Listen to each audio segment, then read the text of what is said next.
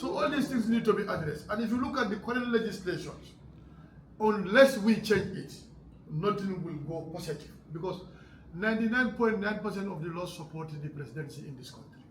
If the media is affected equally, even the country is going to be affected. Because there are people that give very vital information pertaining to the wrong and the other sides. Continue on this debate, but we will find it difficult for us to address it like that, because Parliament is the house of politicians. And if you go there to a certain level, it depends on who are coming and the type of orientation. For me, I fervently believe that I think we have to go back to our educational curriculum and come out with policies that will address our problem, especially when it comes to the issue of nationalism, which is very, very important. So that is something where we have to look at it. Because if you go to the Parliament, issues comes in, we must have a divided opinion. But even if we come to a divided opinion, but how are we going to embrace somebody's argument?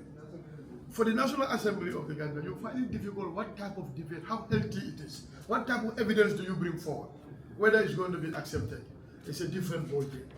So that is why, so long this is still pending, and I doubt very much whether this is going to be passed in the 6th legislature. But we have to canvass and see how do we prepare the next legislation that are coming, which means you have to engage into a vigorous sensitization and let them understand what is affected. Because if the media is affected equally, even the country is going to be affected. Because there are people that give very vital information pertaining to the wrong and the other sides. So these are things that we have to know, and it's important.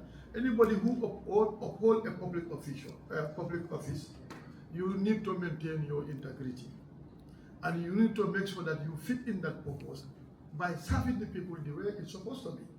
But sometimes you find it difficult. You go, even people that blow whistle, they don't want to identify themselves publicly. Some people will tell you, you will be on an investigation, a parliamentary committee. They'll come and give you very vital information, but they don't want to publicly do it because they are afraid of the repercussions. So all these things need to be addressed. And if you look at the current legislations, unless we change it, nothing will go positive, because 99.9% of the laws supporting the presidency in this country. When we were coming in before 2016, when we look at everything is wrong. But if you are on the steering wheel, it's a different ball game. Especially if you want to entrench yourself and become a dictator you want.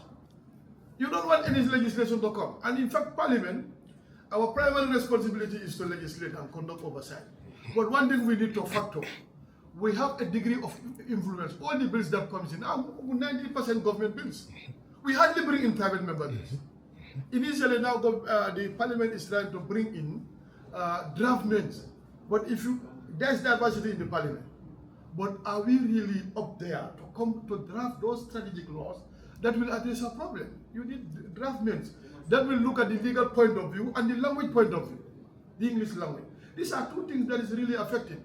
And if you want to do that as a private member bill, you have to pay the Gazette publication, you have to pay the draft men who are going to do that for you.